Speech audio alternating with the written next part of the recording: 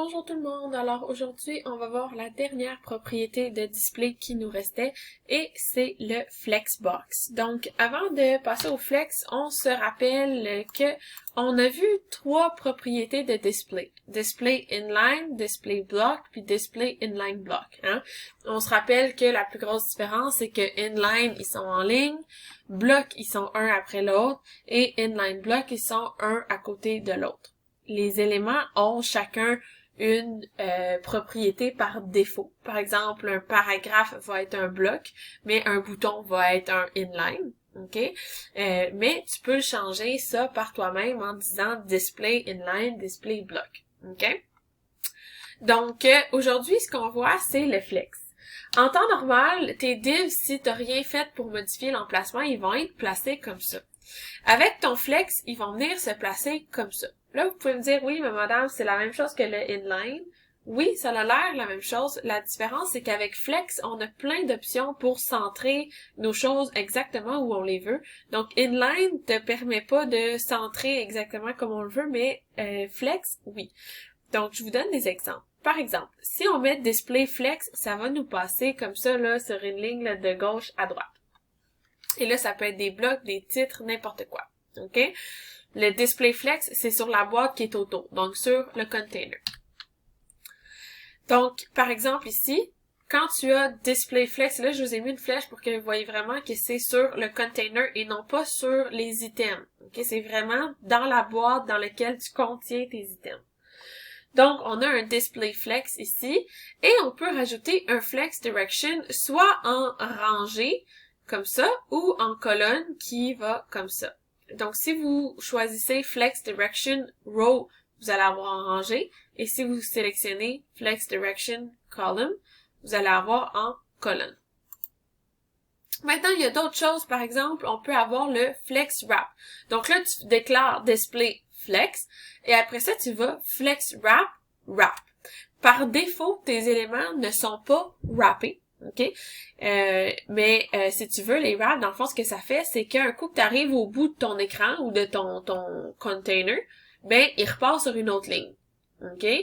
Fait qu'à la place de continuer tout droit, comme ça, si, mettons, tu mets un no wrap, ben, il va continuer tout droit. Puis là, peu importe t'en as combien, ça continue, ça continue, ça continue.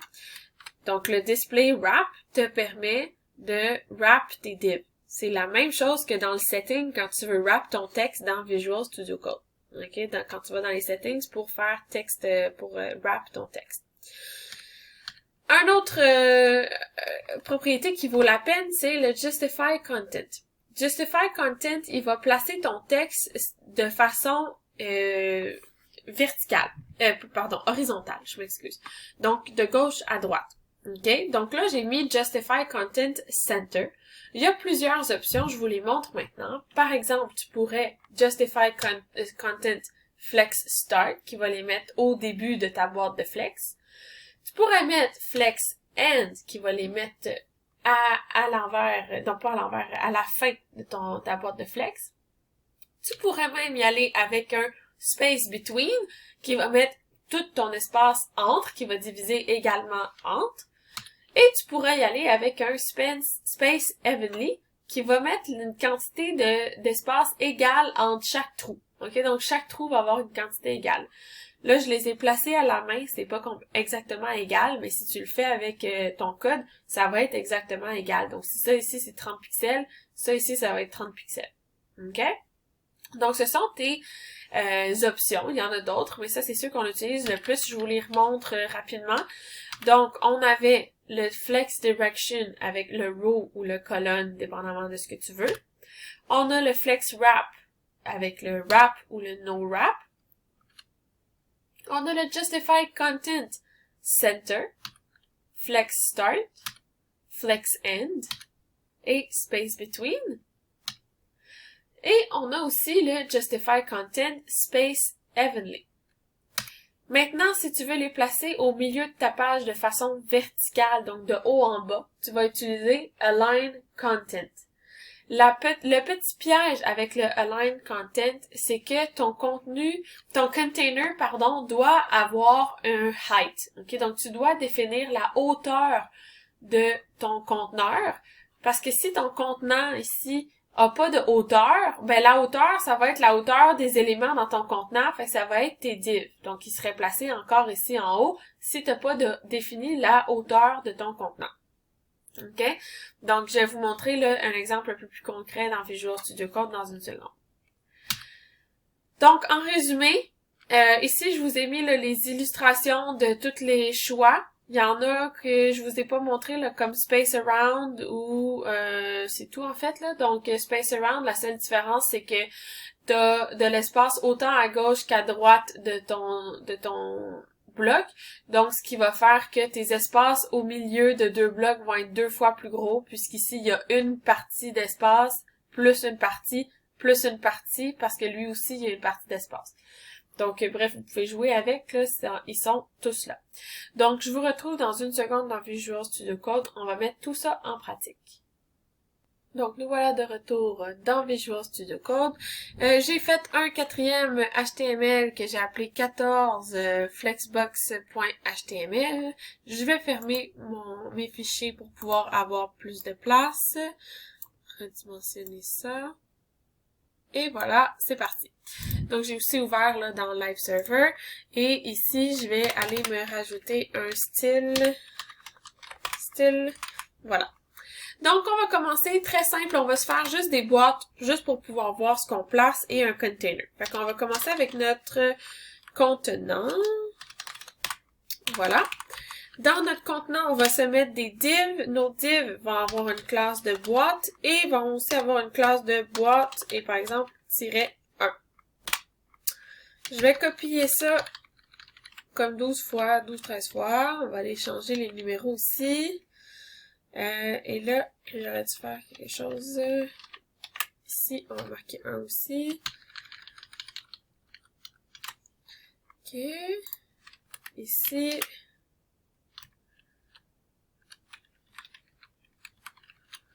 Changer, 5, 6, 7, 8. Ah, ben en fait, vous savez quoi, c'est même pas grave, on en a même pas besoin de ça. Donc, on aurait pu avoir juste le boîte, là. Ceux-là, là, on peut toutes les enlever dans le fond, là. Ça sert à rien. Je m'excuse de vous avoir fait perdre un peu votre temps. J'espère que vous l'avez pas déjà fait. Je peux l'enlever vite. Parce que dans le fond, on va toutes les styler de la même façon. Donc, ça n'a pas vraiment d'importance. On va juste ici marquer les numéros pour qu'on puisse bien voir l'ordre.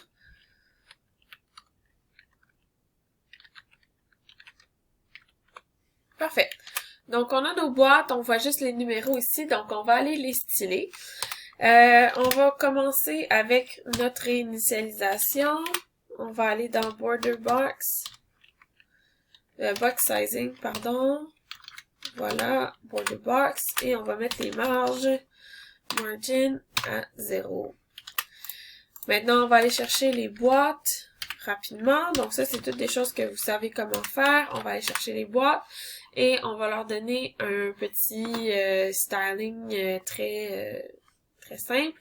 Donc, on va y aller avec un width de 200, mettons qu'on met 150 pixels, un height de 75 pixels. On va y aller aussi avec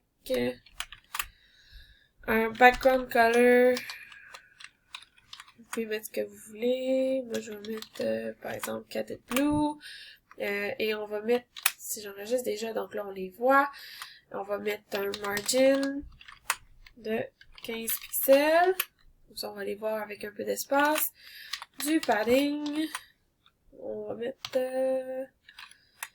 comme 15, on va mettre 20 pixels.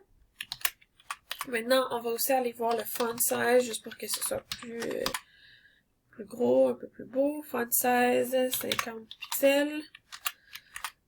On va aligner notre texte avec Text Align. On va le mettre au center. Ici, c'est un peu trop gros. Voilà. Et dernier, on va juste mettre le texte white. OK. Donc, j'ai mes boîtes qui sont ici. Et là, vous pouvez voir, j'ai pas mis de flex nulle part et ils sont une par-dessus l'autre. OK? 15, c'est un peu beaucoup. Je vais en mettre juste 10. Ça va être en masse, je crois. On peut en mettre 11. Ok, on va mettre 11. 12. Ok. Maintenant, pour mettre le flex, on se rappelle, je le mets pas sur ma boîte, je le mets sur mon contenant, parce que c'est tous les éléments à l'intérieur de mon contenant qui vont être flex, donc qui vont s'aligner. Ok, donc je le mets pas sur ma boîte, je le mets sur mon contenant. Donc j'ai ici contenant. Oups. Et je vais mettre display flex. Ok. Donc là, vous voyez, j'ai enregistré et il les a tous placés 1, 2, 3, 4, 5, 6, 7, 8, 9, 10, 11 et il les a même redimensionnés. Il manque mon 12. Pourquoi? Ben, j'ai pas dit wrap, donc j'ai pas dit que je voulais wrap mes boîtes. Lui, ce qu'il a fait, c'est qu'il les a diminués le plus possible. Il a quand même gardé la marge et le padding que je lui ai dit d'avoir. Il a fait rentrer tout ce qu'il pouvait, mais le 12e marche pas. Donc, juste pour vous montrer toutes les propriétés que je vous ai montrées tantôt, le display, on peut aussi marquer flex direction. Et là, si on marque par exemple colonne, elles vont revenir comme avant. Et si je change la colonne pour un row, ben, elles reviennent sur une rangée et non pas une colonne. OK? Donc, on va laisser ça comme ça. Le deuxième que je vous ai montré, c'est le flex wrap. Donc, flex wrap, si je le mets à wrap, ça va ramener tout. Et là, vous pouvez déjà deviner qu'on va pouvoir voir le numéro 12. Ça les ramène toutes. Dans le fond, le 4e, ici, on n'a pas de place pour le numéro 5. Alors, on le ramène sur une deuxième rangée et on commence des rangées jusqu'à temps qu'on n'ait plus de boîte. OK? Et si j'étais pour rajouter un numéro 13, il ferait juste se rajouter dans une nouvelle rangée encore. OK? Parfait. Donc ça, c'est le flex wrap. Maintenant, on a le justify content. Donc, justify content, on peut mettre, par exemple, en premier, le center. Donc, là, ça place tout au centre. Et là, pour ça, je vais enlever je vais en garder juste 3. Ça va nous permettre de mieux voir l'espacement. Donc, j'ai mes 3 boîtes que j'ai Justify Center au centre de gauche à droite. Donc, ici.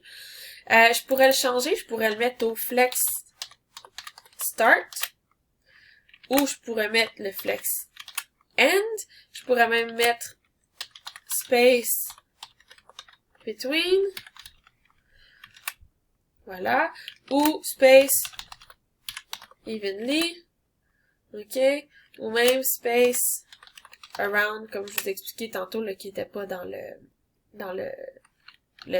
PowerPoint. Donc ça, c'est le justify content. Maintenant, si je veux mettre le align content, vous allez voir, ça va pas marcher. Align content center. J'enregistre et il y a absolument rien qui se passe. OK? Pourquoi? Ben, j'ai pas défini la hauteur de mon contenant. J'ai la hauteur de mes divs, mais j'ai pas la hauteur de mon contenant. Alors, ce que ça va faire, c'est que, en fait, ben, la hauteur de mon contenant, c'est ma marge, plus mon item, plus ma marge. Donc, si je veux que mon align content marche, je peux venir ici, je peux rajouter un height à mon contenant, je peux dire 100 viewport height, ça veut dire tout mon écran. Et là, vu que j'ai mon align content ici, ça le met au center. Et là, juste pour vous démontrer les autres options, on va aller se créer d'autres boîtes. Voilà, je vais pas changer les chiffres, mais c'est pas grave. Donc, par exemple ici, Align Content, je peux mettre Flex Start. Ça les met au début. Je peux mettre Flex End.